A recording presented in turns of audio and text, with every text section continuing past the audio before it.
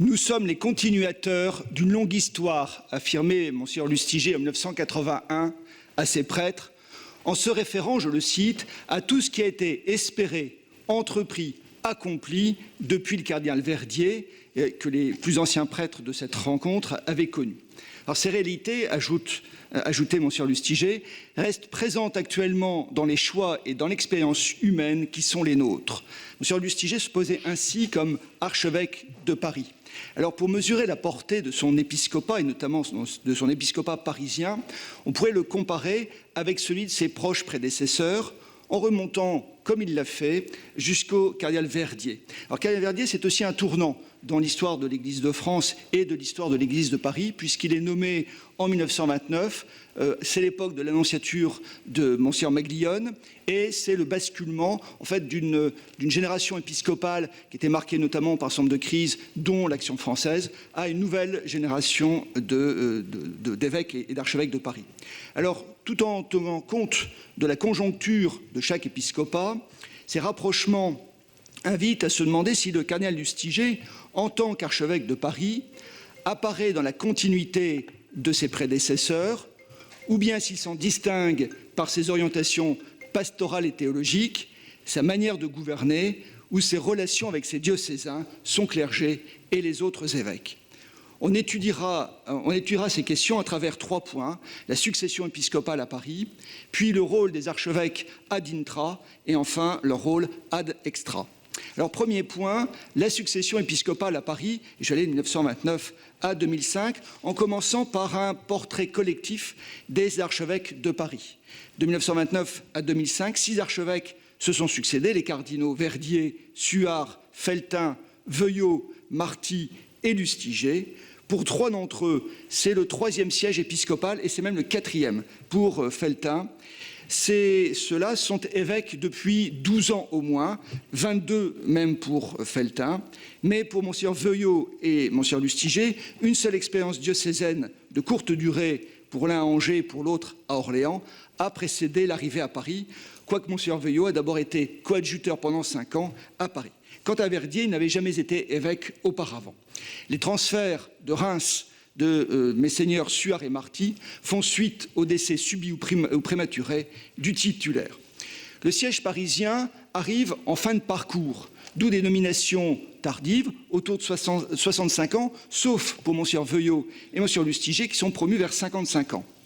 La durée de l'épiscopat à Paris tend à s'allonger, une décennie environ pour Verdier et Suard, une quinzaine d'années, grosso modo, pour Felletin et Marty, près d'un quart de siècle pour Mgr Lustiger.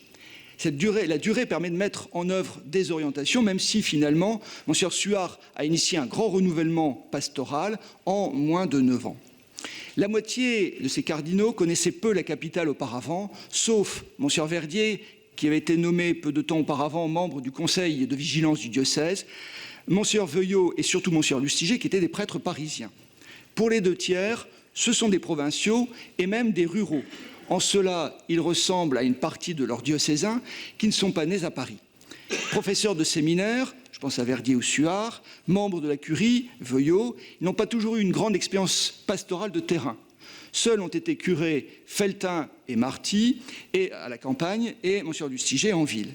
Les mêmes se sont également occupés de jeunes à travers aumônerie ou action catholique. Alors je voudrais toujours dans ce premier point voir comment le cardinal Lustiger se positionne par rapport à ses prédécesseurs et je me suis fié à un certain nombre de ses écrits, enfin de ses témoignages. Et je remercie Philippe Laborde de m'avoir transmis tout un dossier de citations. Mais au-delà des propos de circonstance, on voit quand même émerger les affinités du cardinal Lustiger. De Mgr Verdier, il ne dit pas grand-chose, il retient surtout les chantiers du cardinal, soulignant son intuition de répondre aux besoins religieux d'une population en expansion. Mais c'est finalement plus l'œuvre que l'homme que met en avant Mgr Lustiger, qui assume cet héritage en bâtissant des églises. Il se montre beaucoup plus disert sur le cardinal Suard, je cite, « homme d'une profondeur théologique et spirituelle évidente, qu'il a connu quand il était séminariste. Il voit en lui un passeur du sens de Dieu qui a eu la perspicacité d'identifier la plupart des problèmes de notre temps au moment où il commençait à poindre, mais qui, je cite, n'a pas pris sur lui la responsabilité des moyens. il s'est contenté de faire confiance à des gens. En même temps, Suard, je cite toujours Monseigneur Lustiger, était plus sensible à l'évolution sociale qu'à la dimension politique. De fait, le cardinal Lustiger n'élude pas l'éviction de Monseigneur Suard par De Gaulle, représentant de Gaulle, par De Gaulle au Te Deum du 25 août 1944. 40 ans après, Monseigneur Lustiger écrit que la guerre fut un drame pour les chrétiens divisés. Ce fut au plus haut point un drame de conscience pour l'épiscopat français. Et nul n'emporta plus douloureusement le poids que le cardinal Suard. Sur Felletin, il s'exprime peu, hormis pour rappeler qu'il est d'abord l'archevêque qu'il a appelé au sacerdoce. Mais finalement, Monseigneur Felletin est peut-être assez lointain, il gère un immense diocèse, j'y reviendrai ensuite. Mais il va évoquer sa foi profonde et sereine, son courage lucide, son sens des personnes qui ont balisé son chemin. Monseigneur Veuillot a été le professeur de philosophie et le directeur spirituel de Jean-Marie Lustiger au petit séminaire de Conflans en 1942-43 et, je cite, une relation très confiante de respect et d'amitié les unissait. L'abbé Lustiger a même été l'un des proches à pouvoir revoir pour la dernière fois le cardinal Veuillot sur son lit de mort à l'hôpital, et ils ont eu un échange extrêmement profond, et Monseigneur Lustiger a raconté par la suite qu'il n'en avait finalement gardé peu de souvenirs du fond, mais il se rappelait surtout de l'intensité et de l'émotion de ce dernier échange. Et sa mort prématurée a été pour lui une déconcertante contradiction au lendemain du concile. Si Monseigneur Lustiger pour le successeur, rend plusieurs fois hommage au cardinal Marty, il ne le suit pas dans sa pastorale et écarte ses proches collaborateurs. Lors de sa nomination à Paris, il affirme néanmoins qu'il a été pour moi un père, et je dois dire un ami. On se comprend à demi-mot. J'ai été frappé toujours de la confiance qu'il me faisait, et moi, de mon côté, j'ai toujours admiré sa solidité dans la période difficile qu'il a traversée pour l'Église. Monseigneur Lustiger salue donc l'homme et le pasteur plus que ses orientations. Mais il s'inscrit aussi dans une succession, une continuité, une mémoire. Ce sera le troisième point de ma première partie, l'archevêque de Paris au regard de la mémoire et de l'histoire. Que reste-t-il des archevêques de Paris dans la mémoire collective et dans celle des catholiques? Paris garde, par le biais de noms d'artères, le souvenir de deux cardinaux. Cardinal Verdier, il y a un square qui porte son nom, et Cardinal Lustiger, il y a un pont qui porte son nom, peut-être voir un symbole, justement le pont. C'est-à-dire que les autres ont moins marqué les Parisiens. Certains archevêques ont néanmoins des rues à leur nom dans leur commune natale ou dans des villes par lesquelles ils sont passés. Il existe à Millau, par exemple, un boulevard Cardinal Marty. Verdier a sa statue dans son village natal. Mais il y a aussi des rejeux de mémoire qui se produisent. Si l'opinion retient surtout du cardinal Suard le refus de Gaulle de l'associer au Te Deum de la Libération, les catholiques, en revanche, se souviennent davantage de ses engagements missionnaires.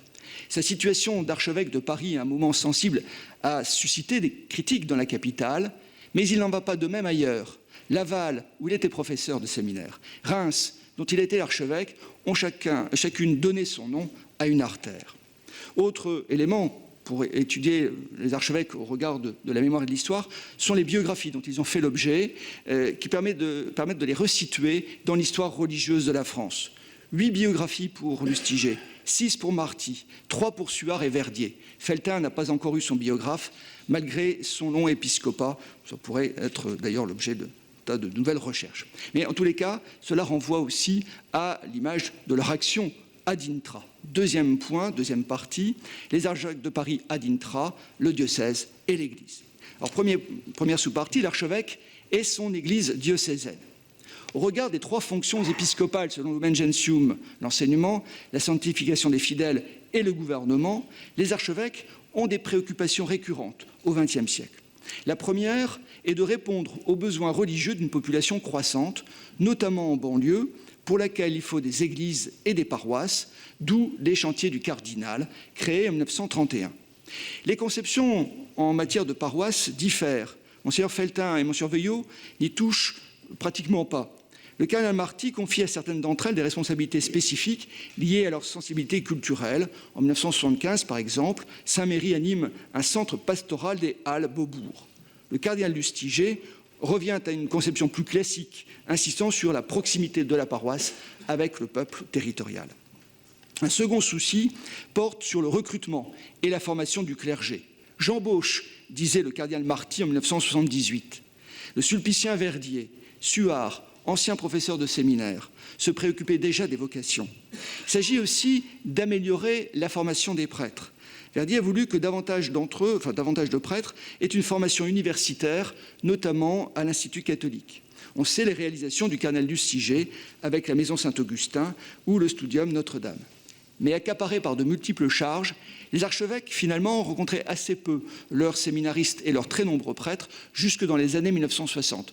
Pour donner un ordre de grandeur, fin des années 50, le grand archidiocèse de Paris compte plus de 1200 prêtres.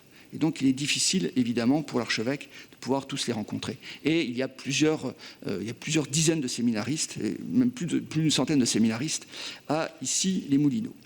Alors, la troisième dimension de préoccupation plutôt des archevêques parisiens au XXe siècle, c'est l'importance de la mission.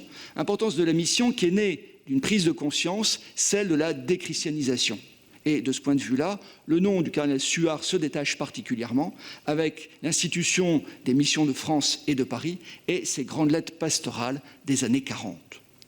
Monsieur Verdier contribue en matière de mission à promouvoir l'action catholique naissante, à laquelle d'ailleurs Monseigneur Feltin et Monseigneur Marty ont également été très attachés par leur expérience même, Monseigneur Marty ayant été aumônier d'Action catholique. Quant à Monseigneur Lustiger, il soutient des initiatives pastorales s'inscrivant dans ce qu'on appelle la nouvelle évangélisation. Et demain, Charles Mercier nous parlera des Journées mondiales de la jeunesse et du rôle que Monseigneur Lustiger a eu avec ces JMJ. Alors, on pourrait aussi ajouter dans ce panel de l'archevêque et son église diocésaine toute la dimension temporelle, mais je renvoie à d'autres communications qui auront lieu notamment demain, pour sortir de Paris, pour voir aussi que l'archevêque de Paris a des liens privilégiés avec l'Église de France. Il en occupe, deuxième sous-partie, il occupe une place éminente dans cette Église de France, car son diocèse, le plus important par la taille, est aussi le diocèse de la capitale. En outre, au XXe siècle, tous ces titulaires sont cardinaux.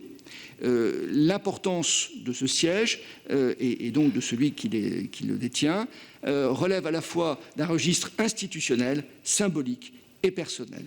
Alors le périmètre, on va revenir peut-être sur l'archidiocèse de Paris, parce que ça permet de comprendre aussi ce lien avec l'Église de France. Le périmètre géographique, territorial de l'archevêché se réduit aux limites de la capitale, de Paris, à partir de 1966, avec l'érection des diocèses de Créteil, Saint-Denis et Nanterre sur les anciens doyennés de banlieue, avec ceux constitués à partir de celui de Versailles. Ils forment la zone apostolique de Paris.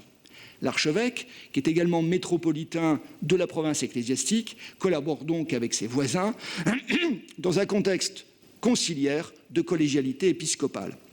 Des structures rapprochent d'ailleurs ces diocèses, à commencer par le service interdiocésain des travailleurs immigrés créé dès 1964. L'archevêque exerce aussi des charges connexes qui relèvent aussi de l'Église en France. Il est chancelier de l'Institut catholique de Paris. Il est ordinaire des catholiques de rite oriental résidant en France et n'ayant pas d'évêque à partir de 1954. Il est vicaire aux armées de 1940 à 1964, avant que le vicariat se détache de l'archevêché de Paris et devienne le diocèse aux armées. Je salue Monseigneur de Romanet, qui en est l'actuel titulaire. Certaines charges sont aussi confiées à des auxiliaires. Le cardinal Suard a également été prélat de la mission de France. Mais cette fonction n'est pas liée à l'archevêché de Paris. Monseigneur Feltin, par exemple, la laisse au cardinal Liénard. En revanche, Monseigneur Feltin a présidé Pax Christi, ce qui a parfois pu poser des difficultés puisqu'il était en même temps vicaire aux armées, à des époques de conflits, notamment l'Indochine et l'Algérie. Alors, en l'absence d'instances nationales très structurées, certaines responsabilités, ou certains plutôt responsables de services ou de mouvements, sont rattachés canoniquement à l'archevêché en tant qu'évêque auxiliaire, mais l'archevêque n'a pas particulièrement d'orientation à leur confier. Cela relève de services ou de mouvements pour l'ensemble de l'Église de France. Je voudrais prendre deux exemples. Monseigneur Courbe, secrétaire général de l'Action catholique, est auxiliaire de l'archevêché de Paris en 1943, ou Monseigneur Villot, qui est secrétaire général de l'épiscopat à partir de 1954 et s'est rattaché à l'archevêché de Paris. Les archevêques de Paris sont aussi membres de droit de l'Assemblée des cardinaux et archevêques, instituée en 1919. Et quand en 1964 est créée la Conférence épiscopale de France, ils s'en retrouvent bien évidemment membres, avec des responsabilités. Le cardinal Marty, par exemple, a présidé cette instance de 1969 à 1975. En revanche, on l'a vu hier, le cardinal Lustiger n'a pas été élu à la tête de cette conférence. Alors, l'influence de l'archevêché de Paris sur l'Église de France pourrait peut-être aussi s'estimer à travers les nominations d'évêques auxquelles il aurait pu contribuer. De 1959 à 2008, une trentaine de prêtres parisiens sont devenus évêques. Et on peut supposer aussi l'influence de l'archevêque sur ces nominations. Et on pourrait aller au-delà de l'Église de France en voyant aussi les liens entre l'archevêque et l'Église universelle, troisième sous-partie, puisque Paris est un siège cardinalice et donc son titulaire occupe une place éminente dans la catholicité. Plusieurs archevêques ont été légats du pape. Je prends l'exemple de Monseigneur Verdier lors du congrès des catholiques tchèques en 1935. En 2003, pour montrer aussi une dimension européenne et universelle, Monseigneur Lustiger a lancé avec d'autres archevêques de métropoles européennes des congrès d'évangélisation qui se déroulent chaque année dans une capitale. Mais l'universalité passe d'abord par Rome. Or, au XXe siècle, les archevêques parisiens ont des parcours peu romains, sauf Monseigneur Suard, le seul ancien élève du séminaire français. Monseigneur Veuillot a servi à la secrétairerie d'État. Quant à Monseigneur Verdier, il a été sacré évêque à Rome par le pape. Mais pour l'ensemble de ces archevêques, ils étaient suffisamment connus de la curie pour être promus à Paris. Monseigneur Feltin, Veuillot et Marty ont participé à Vatican II. La plupart des archevêques ont aussi pris part à des conclaves, un pour Verdier et Lustiger, deux pour Feltin et Marty. Ils rencontrent régulièrement le pape dans le cadre formel des visites ad limina, mais aussi à diverses occasions. Ils sont membres aussi de congrégations romaines. Monseigneur Feltin a connu le futur Jean XXIII lors de sa nonciature à Paris, mais la condamnation des prêtres ouvriers a concouru à compliquer leurs relations. Proche de Paul VI, Monseigneur Marty a également collaboré avec les futurs papes lors de synodes à Rome dans les années 1970. Enfin, une vraie amitié, on le verra demain, a lié Monseigneur Lustiger, le cardinal Lustiger, à Jean-Paul II. À Paris, de ce point de vue-là, l'archevêque est aussi un interlocuteur privilégié du nonce apostolique, mais davantage pour les affaires de France que pour celles de Rome. Mais Rome, ça nous conduit au-delà aussi de l'Église. Et je voudrais voir maintenant, dans un troisième temps, les archevêques de Paris ad extra dans le monde de ce temps, avec trois points: l'archevêque et les pouvoirs publics, l'archevêque et les médias, et l'archevêque et la société civile. L'archevêque et les pouvoirs publics, c'est une relation particulière qui tient à la proximité du siège archiépiscopal avec le gouvernement, et donc son titulaire est en relation officielle ou officieuse, suivant les périodes, avec les pouvoirs publics, malgré la séparation des églises et de l'État. Ces rapports traduisent aussi l'apaisement entre le religieux et le politique à partir des années 1930. Par ailleurs, les archevêques font preuve de modération en temps de crise. Je prends un seul exemple.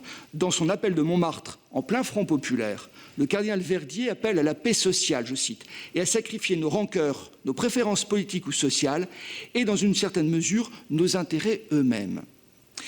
Les archevêques sont en lien particulier avec les chefs de l'État, surtout après 1940 et encore plus après 1945. Le cardinal Suard est passé à Vichy, mais ça a été un ou deux passages à Vichy. Il était bloqué à Paris. Je vais surtout m'intéresser à ceux qui ont suivi. Le cardinal Feltin, malgré quelques soutiens passés à Vichy, entretient de relations cordiales avec De Gaulle. Ils se rappellent, quand ils se voient, ils évoquent souvent leurs souvenirs d'anciens combattants de la Grande Guerre. Des affinités certaines, je cite, sont notées entre Monseigneur Veuillot et le général. Des accointances existent entre Monseigneur Marty et le président Pompidou, originaire d'un Cantal dont le premier avait été l'évêque. Monseigneur Lustiger, qui se définit selon Henri Tin comme l'évêque de l'Élysée, rencontre à plusieurs reprises François Mitterrand. Pour les autres élus, Mgr Felletin institue en 1949 à Sainte-Clotilde une messe de rentrée des assemblées parlementaires et il affirme, je cite, que le pluralisme politique des chrétiens est dans l'ordre des choses. Il admet l'importance des partis politiques dans la recherche du bien commun. Et là, il y aura un tournant, je pense que Philippe Portier en parlera, il y a un vrai tournant aussi dans le rapport des archevêques à la politique. Un groupe de spiritualité des assemblées parlementaires se constituait également sous la 4e République, puis Mgr Lustiger, cardinal Lustiger, crée en 1995 un secrétariat pastoral d'études politiques. Les pouvoirs publics sont eux-mêmes à l'initiative de rencontres, certes souvent plus protocolaires. L'archevêque est invité au vœu présidentiel au 1er janvier, ainsi qu'au défilé du 14 juillet dans une tribune officielle. Mais le cardinal Marty, et je crois aussi le cardinal Lustiger, s'abstiennent de s'y rendre pour ne pas cautionner les ventes d'armes. La modération n'exclut pas les oppositions. En 1975, lors de la loi Veil, le cardinal Marty déclare que l'avortement est objectivement un mal. Le cardinal Lustiger soutient la manifestation de 1984 contre le projet de service unique d'enseignement. Alors, et ça a eu évidemment un certain écho médiatique, ce qui m'amène à voir dans un deuxième temps l'archevêque et les médias. Les archevêques de Paris ont compris, comme d'autres d'ailleurs, l'importance de la communication pour l'Église, mais aussi pour l'évangélisation. En même temps, les journalistes s'intéressent aussi beaucoup aux personnalités d'Église. Donc, de ces deux intérêts convergents, eh bien, on va voir une présence médiatique des archevêques de Paris au XXe siècle. Et certains prélats savent particulièrement communiquer. Je pense au cardinal Marty, qui sait accentuer, quand il le faut devant les micros, son accent du Rouergue, je ne pourrais pas vous l'imiter. Et il est surtout le premier à disposer d'un attaché de presse. C'est une nouveauté dans l'organigramme de l'archevêché. Alors la presse écrite reste évidemment un vecteur privilégié, à commencer par celle interne de l'Église, comme la Semaine religieuse de Paris, qui devient présence et dialogue en devenant aussi commune au bidiocèse de la région parisienne. En 1983 est créée Paris Notre-Dame. La presse généraliste n'est pas ignorée. Monseigneur le cardinal Marty s'exprime aussi bien dans Le Monde et Le Figaro que dans la presse catholique, au demeurant indépendante de l'archevêché, comme La Vie, Le Pèlerin ou La Croix. La radio, comme Pie XI, le cardinal Verdier parle à la TSF. Ainsi, en 1937, il appelle ses fidèles à souscrire à un emprunt. Mais de ce point de vue-là, il se place dans la continuité des prédications du Père Land à la radio dès la fin des années 1920. En 1936, Notre-Dame de Bonne Nouvelle est consacrée comme sainte patronne des personnels de la radio et c'est le cardinal Verdier qui célèbre la messe, érigeant Notre-Dame de Bonne Nouvelle comme cette sainte patronne. La télévision, dès 1966, Mgr Veuillot participe à une interview télévisée dont la presse rend compte d'ailleurs à l'époque comme une grande nouveauté. Alors, Mgr Veuillot, il est fils de journaliste, il a aussi une grande figure de journaliste dans sa famille, et c'est lui qui est allé à la rencontre de la presse, il a cherché le contact avec la presse, et ses successeurs interviennent aussi souvent à la télévision, à la demande des principales chaînes. Et donc, c'est du constat de l'importance de ces médias, sous ces différentes formes, que le cardinal Lustiger soutient la création en 1981 de Radio Notre-Dame, puis en 1999 de la chaîne de télévision Cateau. De ce fait, l'archevêque apparaît auprès de l'opinion publique comme un porte-parole de l'Église, même si c'est souvent plutôt à titre personnel qu'à titre institutionnel. Enfin, institutionnel, non pas au titre de l'Église de France, mais au titre de l'archevêché de Paris. Ça lui permet à l'archevêque de Paris aussi de s'adresser de cette manière à l'ensemble de la population et en particulier de la société civile. Ce sera le troisième point de cette dernière partie. Par ses fonctions, l'archevêque de Paris est en contact avec la société civile, les responsables économiques, les intellectuels, les artistes, très présents dans la capitale. Une telle ouverture semble avoir été progressive. Je la situerai au moins après 1945 et plus sûrement après ou à partir du Concile.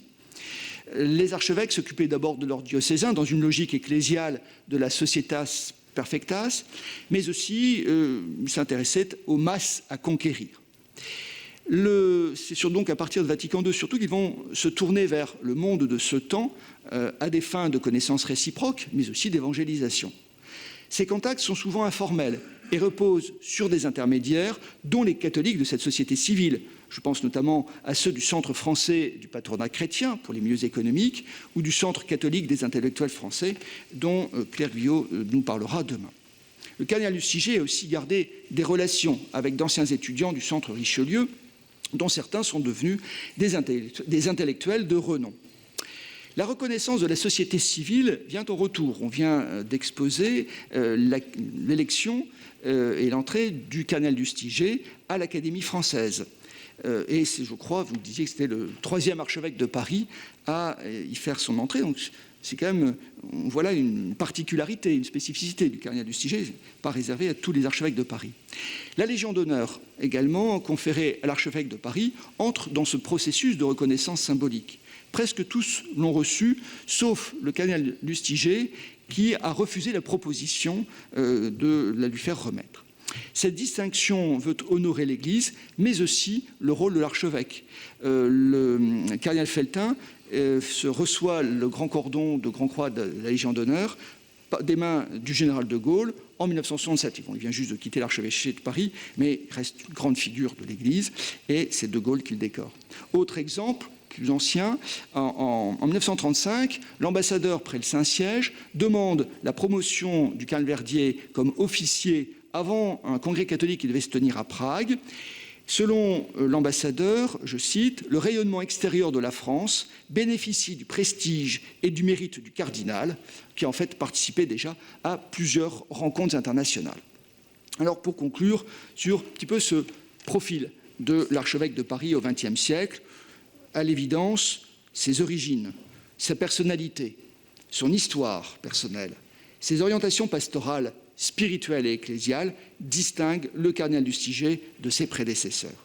Certes, il emprunte également du bâtisseur qui était Verdier, du missionnaire qui était Suard, de l'intellectuel qui était Veuillot, de l'administrateur qui était Felletin d'une première d'abord et Veuillot par ailleurs, de l'homme de médias qui était Marty. À la tête du plus gros diocèse de France en nombre d'habitants, malgré la réduction en 1966. À la tête du diocèse qui est celui de la capitale, les archevêques jouent un rôle important dans l'Église de France et auprès des pouvoirs publics au XXe siècle. La médiatisation aidant, ils ont aussi de plus en plus personnalisé l'Église de France, y compris en dehors d'elle, c'est-à-dire en dehors de ses structures officielles. C'est un enjeu à l'heure où l'Église met en avant la collégialité épiscopale. Je vous remercie de votre attention.